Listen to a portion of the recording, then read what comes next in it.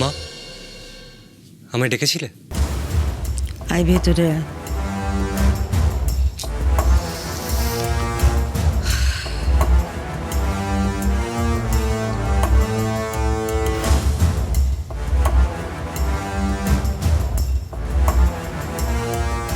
হরিণকে না নিয়ে চলে এলি কেন?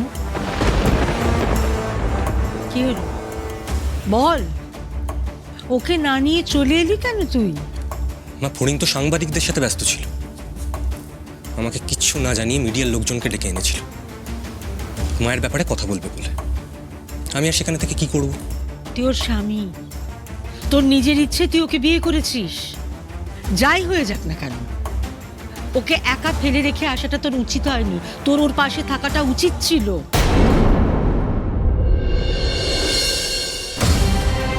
মা, আমার কিচ্ছু করার ছিল না।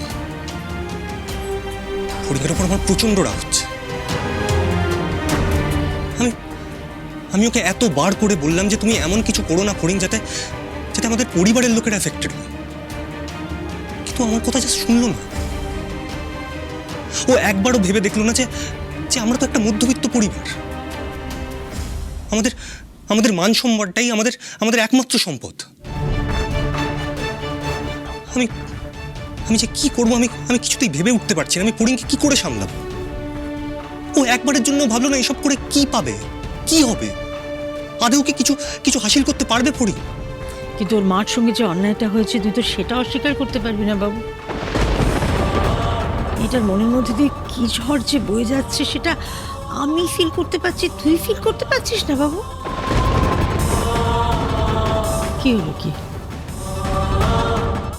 আমি তো এত অবাক হয়ে যাওয়ার মতো কোনো কথা বলিনি। আমি হরিণের প্রেস মিটটা দেখেছি,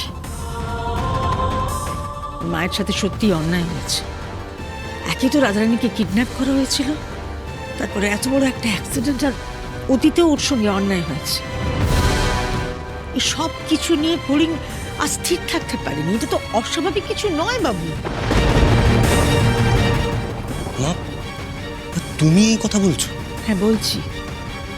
আর যদি আমার উপর কিছু হতো, তুই সন্তান হিসেবে প্রতিবাদ করতিস না? করতিস তো? তাহলে ফড়িংয়ের দোষটা কোথায়? হ্যাঁ মা, তুমি যা বলছো সেটা ঠিক বলছো। আমি বলছি না ফড়িংয়ের কোনো দোষ আছে বা ও কোনো অন্যায় করেছে। মা, আমি শুধু এটুকু বলছি যে জীবনে সবসময় সবকিছু পাওয়া যায় না। অনেক সময় আমাদের অতীতের অনেক ঘটনা নিজের মনের মধ্যেই লুকিয়ে রেখে দিতে হয়, সংসারের জন্য, পরিবারের জন্য। লুকিয়ে দিতে হয় না মা? হয়তো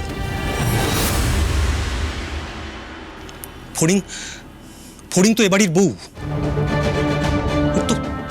ওর তো এটা ভাবা উচিত ছিল যে ওর ডিসিশনের আঁচটা আমাদের পরিবারের লোকের গায়েও পড়বে। এই সব কিছু আমি কি করে সামলাবো আমি তো কিছুতেই ভেবে উঠতে পারছি না। আর আন্টির উপর যে অন্যায়টা করেছে তাকে তো আমি... কি হলো বল, থেমে গেলি কেন? তুই তাকে কি বাবু বল।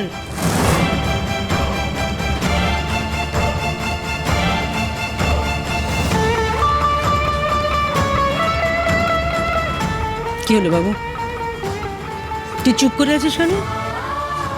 ফড়িংয়ের মার সঙ্গে কে অন্যায় করেছে? কে ফড়িংয়ের মাকে ঠকিয়েছে? ফড়িং তোকে কিছু বলেনি? ফড়িং কার নাম বলতে চাইছে, কি করতে চাইছে কিচ্ছু জানায়নি তোকে? নাকি মেয়েটা নিজেও জানে না? মা, আমি এসব কিছু জানি না। আর প্লিজ প্লিজ আমাকে এটা নিয়ে কোনো প্রশ্ন করো না। বাবু, আর একদম মনে হচ্ছে না তুই সত্যি কথা বলছিস আমাকে। তুই নিজে বিয়ে করে মেয়েটাকে নিয়ে এসেছিলিস, তো জানা উচিত ছিল তার বাবাকে। মা, তিনি কি করেন, কোথায় থাকেন, জানা উচিত ছিল তোর। মা, আমি তো জানতাম যে ফড়িংয়ের বাবা মারা গেছে। হয়ে গেল তো তাহলে। এখন তো বিভিন্ন লোক বিভিন্ন প্রশ্ন করবেই। তোমার বাড়ির বউয়ের বাবা কে, তিনি কোথায় থাকেন, তার মা তাকে কিচ্ছু জানায়নি? ফড়িং তো আমাকে সবটাই বলেছে, কিন্তু মাকে এই মুহূর্তে কোনো কিছু কোনোভাবেই জানানো যাবে না। এত লোকের এত প্রশ্নের কি জবাব দেবো আমি? কার কার মুখকে কিভাবে বন্ধ করবো? মা, দেখো আমি এই ব্যাপারে কিচ্ছু জানতাম না। ফড়িং ফড়িং তো আমাকে কোনোদিনও এই ব্যাপারে কিছু বলেনি, তাই না? তোমার জানা উচিত ছিল বাবু। তোমার বউয়ের অতীত সম্পর্কে জানা তোমার উচিত ছিল। তার অতীত যদি কলঙ্কিত হয় তাও জানা উচিত ছিল। এখনো মেয়েটাকে এবাড়ির বহু হিসেবে মেনে নিতে পারিনি। কোন জন্ম পরিচয়টাও যদি জানা না যায়, তবে আদৌ আমি ওকে বাড়ির বউ হিসেবে মেনে নিতে পারবো কিনা আমি তো কিচ্ছু বুঝতে পারছি না। মা মা মা ছাড়ো না এসব ব্যাপার। এটা নিয়ে কি না ঘাটালেই নয়? আমি আমি ফড়িংকে না করে করে পারিনি, এখন এখন তুমিও শুরু করলে। সত্যি কথা বলতো বাবু, তুই কি সত্যি কিছু জানিস না নাকি জেনেও আমাকে বলছিস না? কোনটা সত্যি?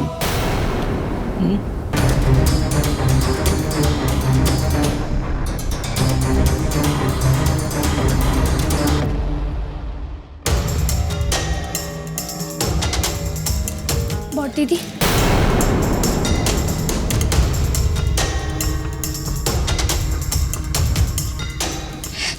বড়দিদি এই তো ফড়িং চলে এসেছে। উফ বাবা, তোমার জন্য কত চিন্তা হচ্ছিল তুমি জানো। এসো তাড়াতাড়ি ঘরে এসো।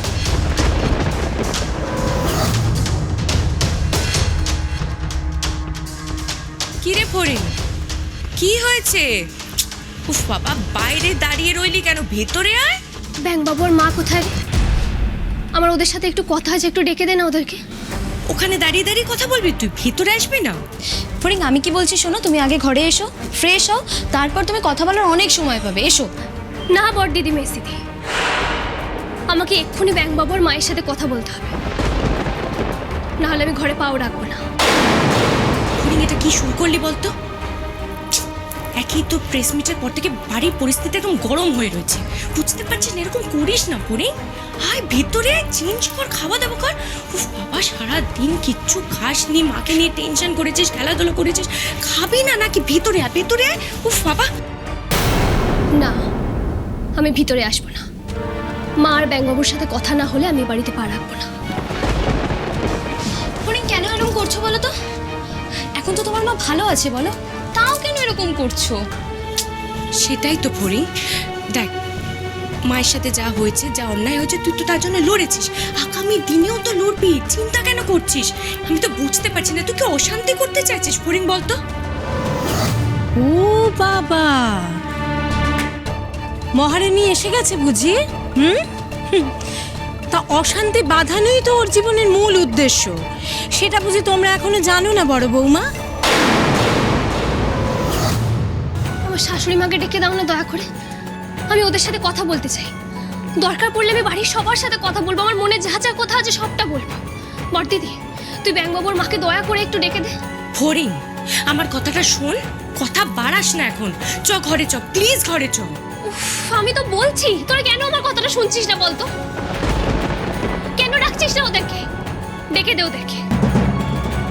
শাশুড়ি মায়ের সাথে কথা না বলে কিন্তু আমি এই বাড়িতে পাও রাখবো না। আমি ভেবে পাচ্ছি না কি সাহস দেখেছো মেয়ের। এই এই তুমি আর কি বলবে? হ্যাঁ, তুমি তো প্রেসের সামনে গল গল করে সব কিছু উগড়ে দিয়েছো, আর কিছু বলবার বাকি আছে? তা তুমি যখন এত কিছুই বললে, কোন লোকটা তোমার মায়ের ক্ষতি করেছে তার নামটাও বলে দিলে পারতে। কেন বলনি বলো তো? কেন বলনি? বলো বলো, নামটা বলো। অসভ্য বেয়াদব মেয়ে, তোমার জন্য আমার দাদামণির আজকে এরকম শরীর খারাপ। তুমি জানো দাদামণির রেপুটেশন নিয়ে প্রশ্ন উঠেছে, বাইরের লোকের কাছে তো বটেই, বাড়ির লোকের কাছেও প্রশ্নের সম্মুখীন হতে হচ্ছে আমার দাদামণিকে। কেন বলো তো, কেন? হ্যাঁ দাঁড়া মেজো, আমাকে কথা বলতে দে। তুমি বাইরে দাঁড়িয়ে আছো কেন? ভেতরে এসো।